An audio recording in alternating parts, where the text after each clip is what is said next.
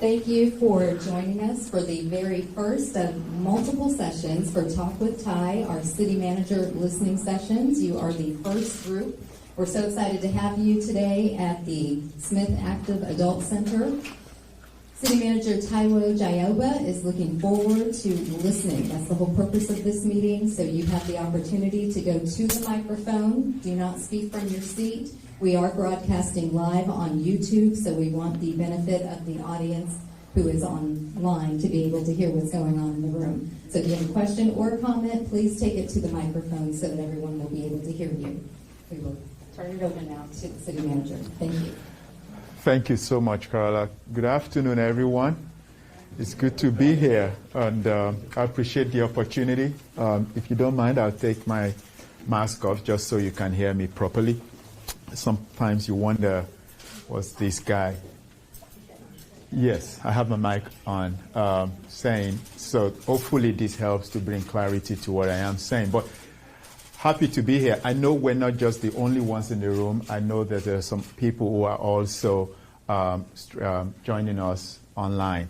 But before I say anything at all, I'd like to acknowledge our council member, Dr. Goldie Wells. Dr. Wells, I don't know if you want to say anything at all before I say something.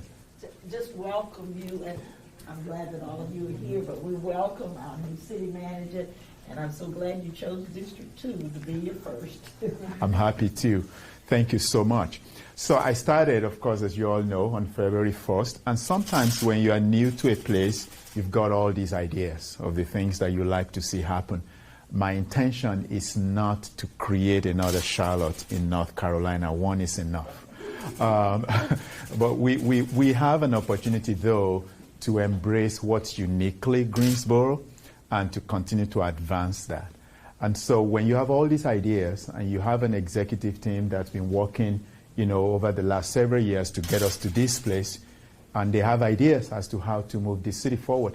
But I always believe the best place to start is to hear from the community, because sometimes your ideas are more organic, and at the end of the day, you are the end users of our decisions. Whether it's staff decisions or council decisions, at the end of the day, you are the ones who have to live with those. So it's very important to hear from you. And so sometimes we think this high, we think about transportation. But sometimes what quality of life means for some people is just simply picking up a trash or filling up the pothole. And so we have in our vision statement delivering exceptional quality of life for our residents and businesses. What exactly does that look like? So today it's not about me. It's not about our staff. It's really more about you. And we'll be doing this for the next several weeks. So 2, I believe, for each council district. And we'll go through until we are actually done. And all of these are going to be pulled together. And we're also at the same time going to be embarking on a community survey. There are people who will not be able to join us here or even participate online, but for some reason they're at home or they're at work and they're not able to participate. We want to make sure we cover as many grounds as possible. And so the end result of this is that we will pull everything we're hearing together, probably put them in different buckets. Maybe there are buckets on a vibrant city or housing or public safety or clean city or whatever they may be, and then share those with Councilmember Wells and our colleagues on council over the next, when they're having their retreat or strategy session, hopefully sometime in March. And that will also, whatever we're hearing here, we also make sure that we post them online. So you get to really see from us that we are gathering your thoughts and your expressions of frustrations or delights that we can actually put there. Now, I would like to be able to close the loop.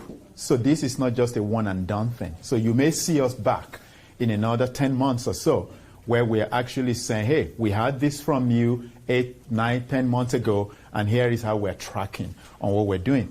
I want to make this a hallmark of what my administration as city manager, in that we connect with you by coming into the community, district by district, neighborhoods by neighborhoods, corridors by corridors, to hear from you. I believe that neighborhoods are the building blocks of a city. And when you take care of your neighborhoods will take care of your city. But I also believe that corridors are like arteries, because neighborhoods can't function unless you have those corridors that can get people to work, to daycare, to senior centers, to parks and recreation opportunities, we need to make sure that there's that connection between our neighborhoods and our corridors. So I'm going to stop, and we're going to ask, are you facilitating the questions or the conversations? But I really would like you to make sure that we spend the next several minutes just hearing from you. I will be tempted to answer some questions, but I will make sure that I don't. And the reason is because we want to pull everything together. Unless there are matters of emergency or urgency or things that we really need to get on, like within the next 24 hours, I'll just sit back and listen to what your thoughts are for us this afternoon. All right? So thank you so much. Who wants to be the first? We'll be here to listen to you.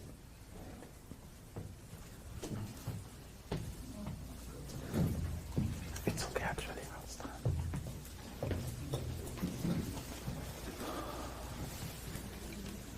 Hi, my name's Ellen. I'm on the advisory board here at Smith Active Adult Center. A few years back, there was a proposal by the city to build a outside pavilion and a walking trail.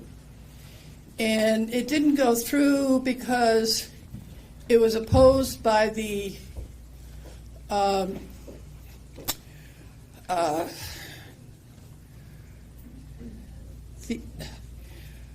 I can't think of their name. The military, the American Legion, yeah, I couldn't think of their name. They were opposed to it, and so the city didn't follow through with it. Most of the people that opposed this aren't even alive anymore.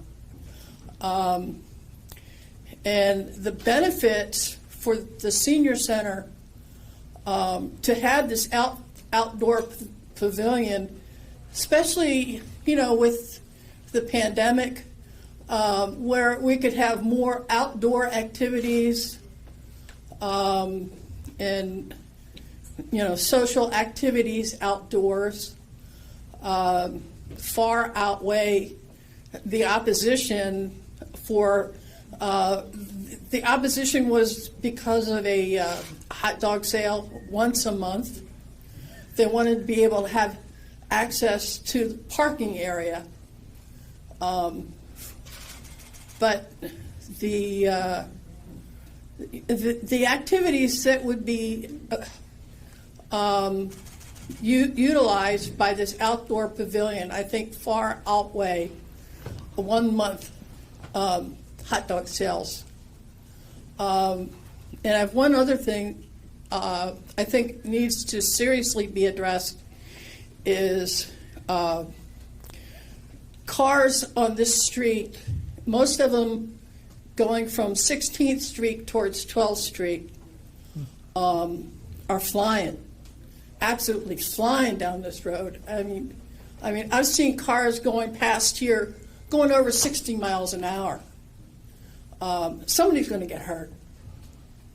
So, thank you. Thank you. I just want to quickly acknowledge the presence of our Mayor Nancy Vaughn. Thank you so much for joining us.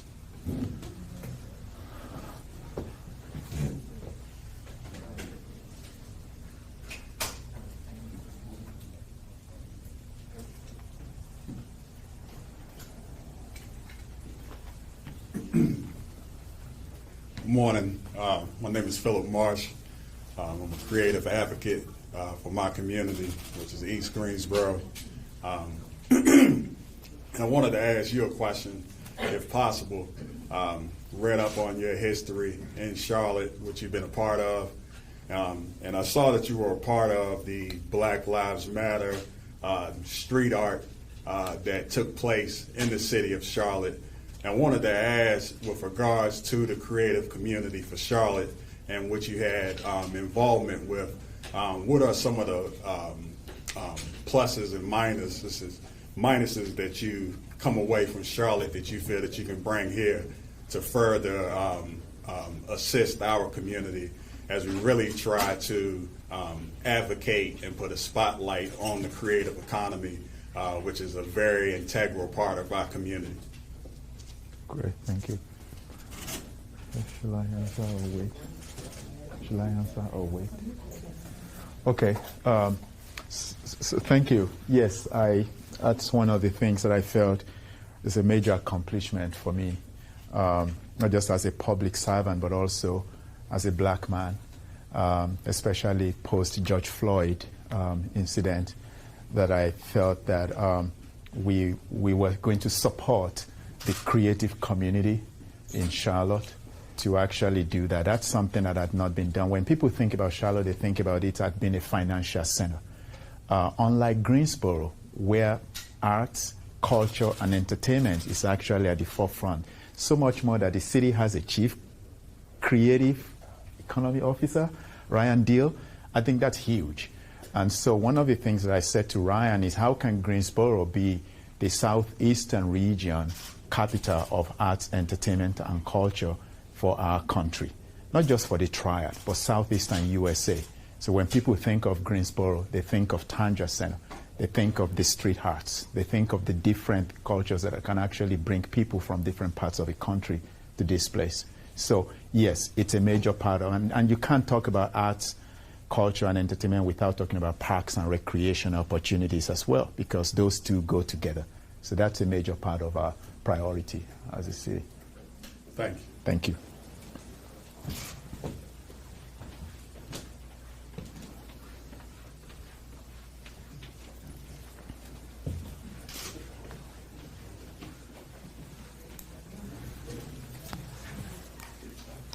Hello there.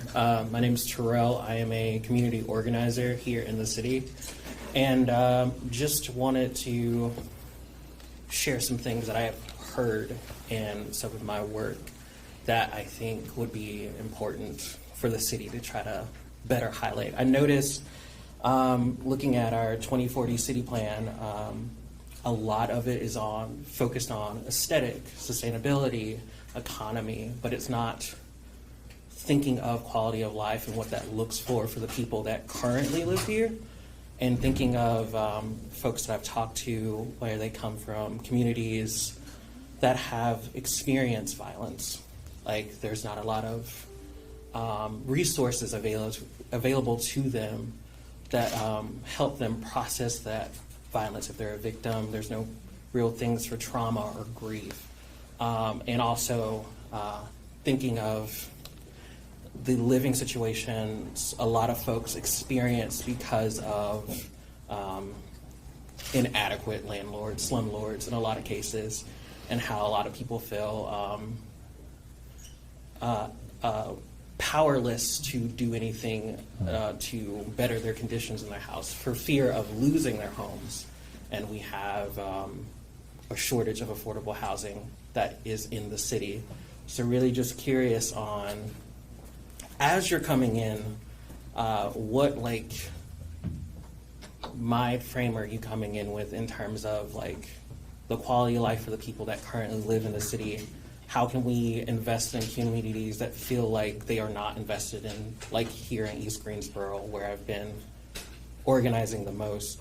And how can we, as a city and as a people, work towards making sure that we're offering a quality of life, not just to people coming into the city and inviting those people into the city, but again, for the folks that are currently here, and how do we lift them up? And just another thing around expanding safe and affordable housing in the city. Just something I think is important to keep in mind as you continue this process, but wanted to share here with you and the mayor and city council. Thank you. Thanks. Thank you.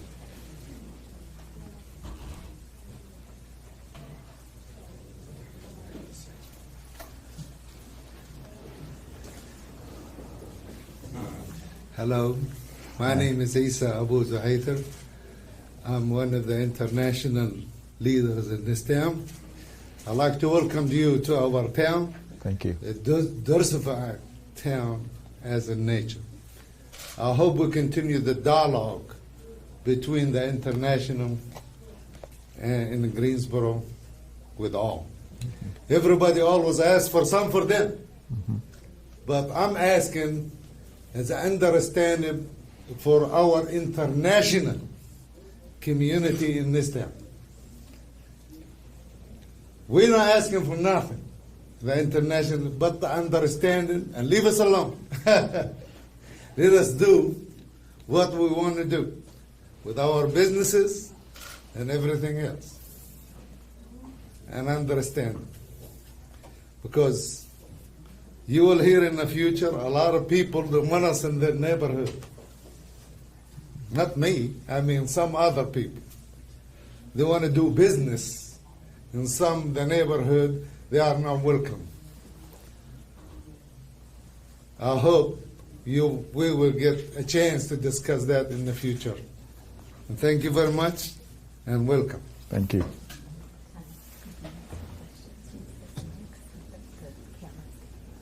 Oh, okay. Oh, disclaimer, Marika is my wife. That's her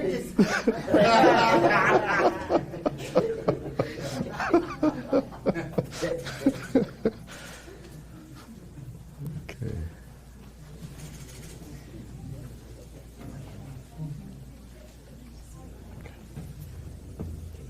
Just a reminder to the folks who are streaming live on YouTube, please put your questions in the comment box. We will be sure to get those in this session so that we can include you in the conversation.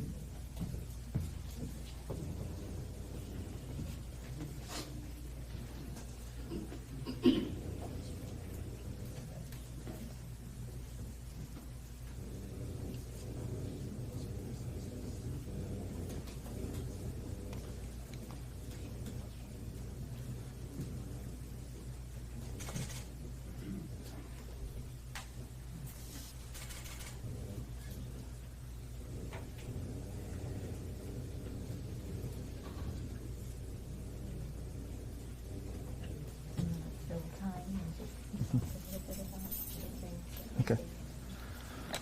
Okay. So while is there any comment or question? Not yet. Okay. So while you all are thinking about your next question or comment, I'll just fill in that you had a question with regards to how we address the issue of affordable housing. But you call it safe and affordable housing, which Mayor has said, used that same reference a number of times. I will tell you that in my conversation with the Mayor and Council, a number of things have bubbled to the surface. Everything is important, but a number of things have bubbled to the surface. One, of course, public safety, but the other is housing and how we make sure that not only do we have affordable housing citywide, but that it's not concentrated in one part of the city. I've had that from them.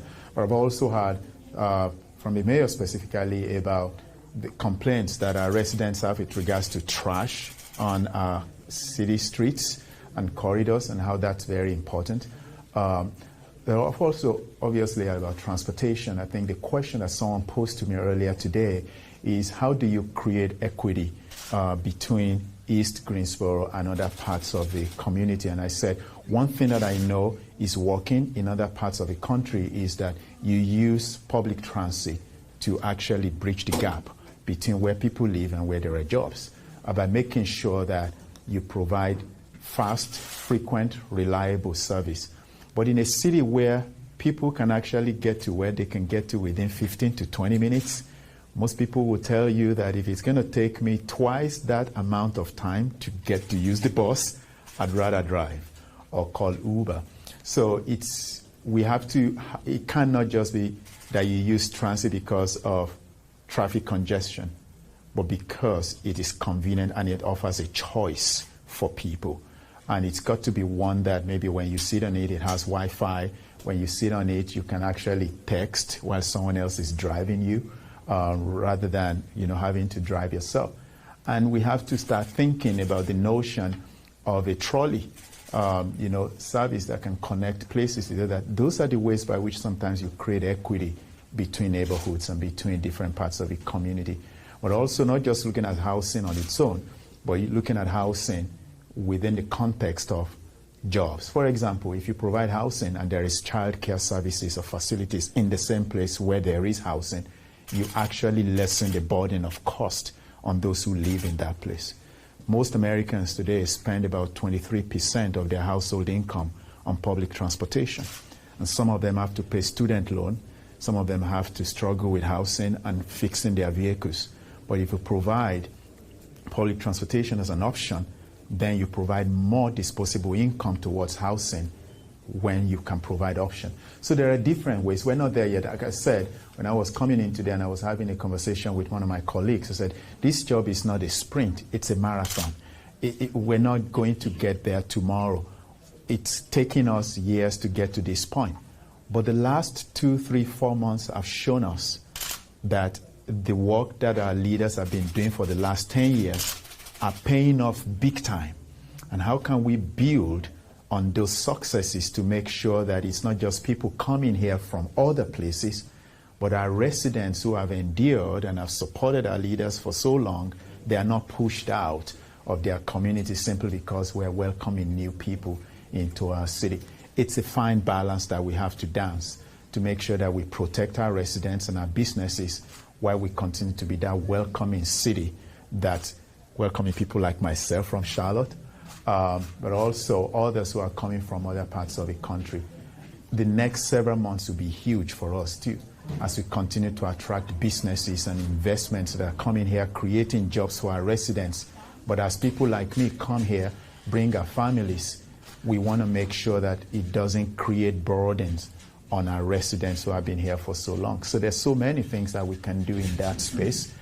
We're not Charlotte and we're not Raleigh, and we do not want to be those. We want to continue to be uniquely Greensboro.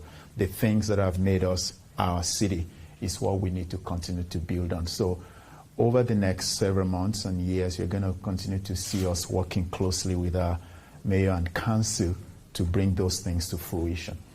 And districts to districts are not the same. There are things that could work for District 2 that may not necessarily be what District 4 wants. We've got to make sure that we listen to you and make sure that it is really, truly the things that are doable, obviously, legally feasible, financially feasible, that we can make happen. But again, like I said, I've heard from council jobs, housing, public safety, and the things that really create, that quality of life. Are the things that we need to be looking out for. We have a bond referendum that will be coming this year sometime, and those things focus on housing, they focus on parks and recreation, they focus on public safety, and they focus on, other things that can really result in jobs creation. And so we're going to need, in terms of what do you need from us, we're going to need you to continue to organize, to continue to support those things that can really bring investment, but not only bring investment, but make sure that while investments are brought in, our people are not displaced as a result of those investments. So those are going to be the things that are priority for me. I can envision us having an anti-displacement group, for example, that can come up with ideas as to how do we make sure that our seniors who are no longer working, but they still have to pay property taxes, that will go up. How can they be protected in the houses where they live in today? How can we protect them from predators? As a city, we may not be able to do that because we don't have the tools to be able to. But as community members, you can.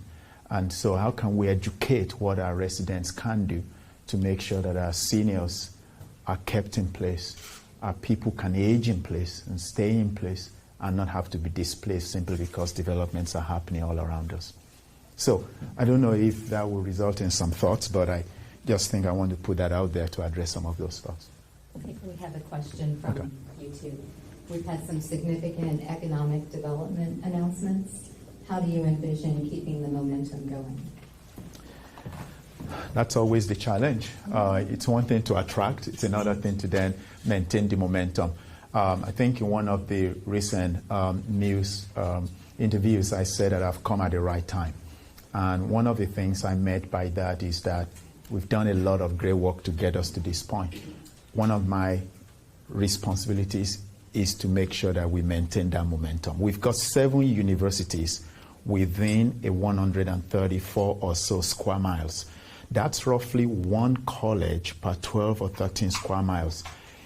I want someone to tell me if there's any other city in this country that can boast of that. That's huge. That's latent potential pipeline right there for trained and skilled workforce.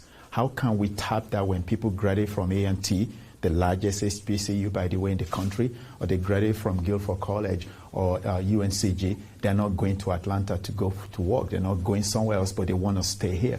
This economic development announcements is almost a guarantee for that if we can tap into those opportunities. And so I will be having meetings with our college and universities leaders over the next several weeks on how we can marry those two together to make sure that not only do we have those huge economic development announcements, but that those jobs are not just for people coming from outside, but they are also a result of people we're training here to be able to take advantage of those, whether they are 2-year colleges or 4-year colleges, how we can manage this. So this is an opportunity for us to really connect it out between education, vocational training, of course, and creating that pipeline that will really serve those. And by the way, those are just the tips of the icebergs in terms of those economic. What happens with those types of huge economic development investments is that the spin-off is huge.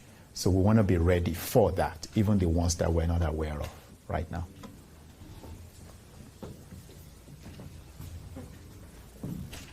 We still have 12 minutes before we wrap up. If anyone else has questions, please go to the microphone.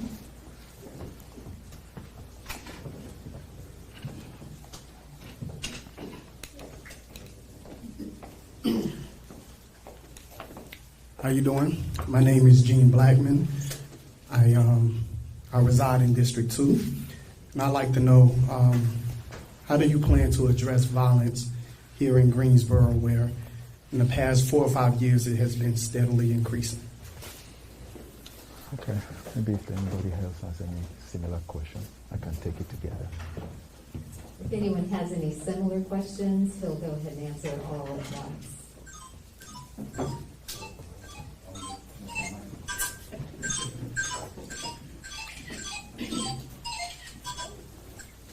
Hello again. Just picking back off what he's saying in terms of addressing it, in your question or when you're in your answer, if you could think of like, how do we get to preventative measures to help reduce crime and not just react and respond to crime? And also thinking in terms of how this might connect to some of the jobs that are coming in. What are like training programs that we can open up to people who don't have college degrees or don't have a college pathway, but still get them into like a trade program that would help them get into these better jobs? So, just piggyback.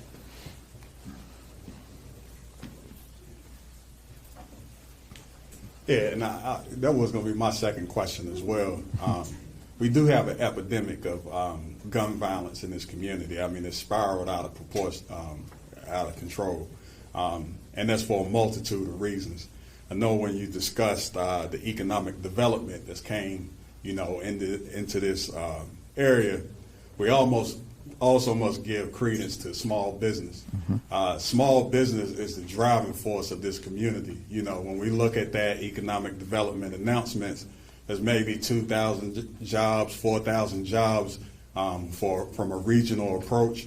And so in a city of over 300,000 people, that's kind of a wash, but small businesses are where we really need to focus. And, we really can't focus there if people are afraid to invest their money in a community because of the violent crime that is really, almost became a calling card of this community.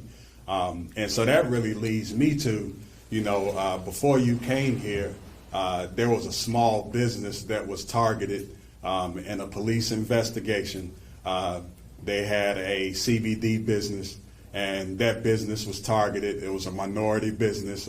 Similar white businesses were not focused on.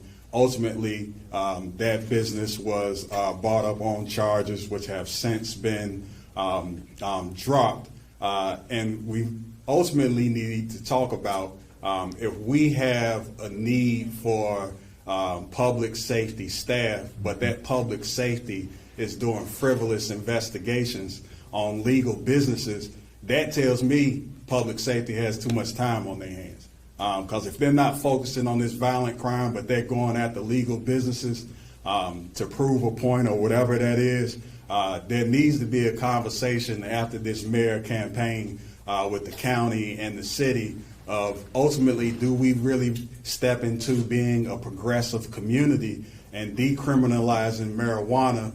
Because if you're looking at businesses that, you know, half of the country has legalized marijuana, and we're still living in the Stone Ages of using technicalities to go after legal businesses, we can't focus on the violent crime because we're looking at things that, in the grand scheme of things, really shouldn't be where we're looking in 2022. And so I think that that also will inform that part of this conversation. Thank you. Okay, there's a lot in that. So I'll try to unpack them, but they are almost one and the same. But before I do, I want to first of all say, regardless of where we stand on the issue, we need to give some credit to Chief Brian James over the last couple of years, because last year homicide rates went down. I've had a good conversation with him as to what are we doing going forward. I know we've seen a little bit of uptick just in this past month, and so I believe that what the mayor and council did in terms of allowing our officers to be able to take home vehicles and also incentivize them so we don't lose them to other cities is a major advantage for us, and we have to continue to see how we can provide resources to our police officers, to our police department, to be able to do different things. So not just, you know, business issues, but also, you know, taking guns off the streets. That's very important. And I also believe that part of what we're pushing or advancing right now came out of the GPD last year, which is to have private entities partner with us to actually have a number of young children or teenagers have meaningful engagements or business where businesses are actually hiring them, paying them to be able to engage them in a meaningful way. We want to continue that and see a rise in that. And they don't have college degrees, but they are high school kids who actually can benefit from that, and that creates a pipeline for them to be able to get jobs. But I have to also say there's an educational component of this that we are responsible for as black and brown communities. Also helping to talk to our young ones, to talk to our neighbors about, you know, guns. We just have to continue to, you know, have that message out there. Our kill violence program is on track to actually succeed compared to what I have seen with other cities. And remember, I'm just coming from Charlotte, where it's running into a lot of challenges. But here we're actually making some progress, and hopefully we can continue to make meaningful progress when it comes to kill violence. Preventing it is very important because that's part of how we need to get our young people engaged in meaningful, productive work that will take them away from what they do sometimes, because, you know, we need to do that. But also education, taking guns off the streets, all of those things are going to be very important.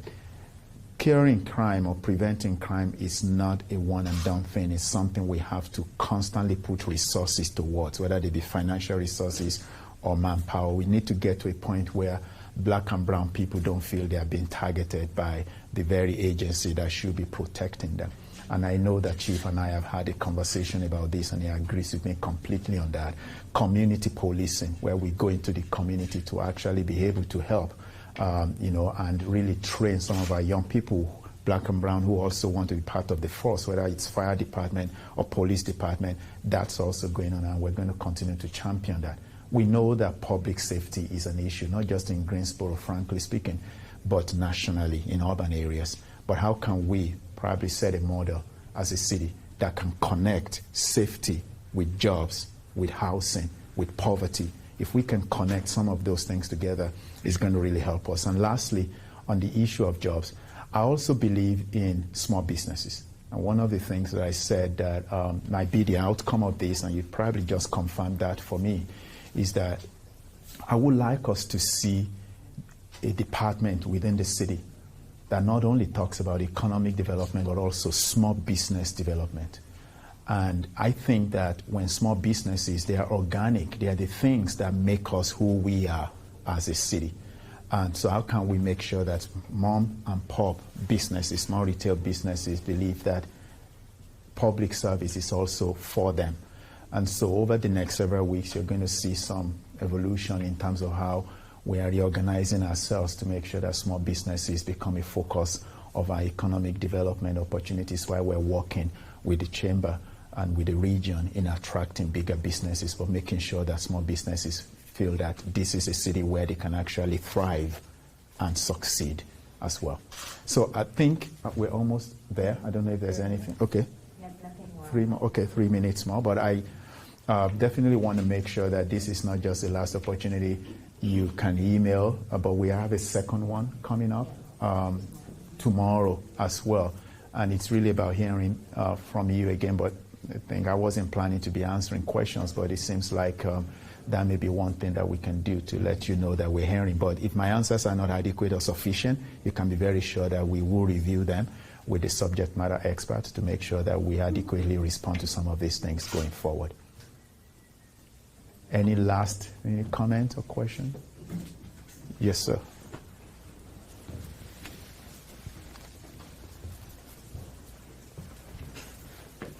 Good evening. My name is Austin. I'm a small business owner, and I'm a contractor for the city right now. Based on what you were saying about the communities and the things about the violence, what about the unsolved murders? I've been dealing with one. My brother was murdered in May of 2011. Still unsolved, but like I was saying, I'm a small business owner of Greensboro. So what y'all gonna do about that?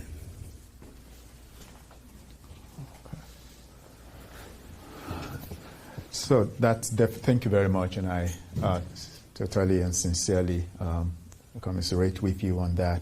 And nobody wants to lose their family members, whether business owner or not, to senseless murders. And I don't know the details behind it, but I would definitely, if you can share more information with us beyond this environment, I would definitely want to make sure that we look into that. Thank you. Thank you, City Manager Jaiyeoba. We appreciate the first kickoff. We appreciate your participation. Please look at the schedule. We will be sending out news release updates. Check our website for the future meetings if you want to come back and participate. We certainly want to hear from you, as these are, again, your meetings for the manager to listen to what your concerns and comments are. Thank you so much.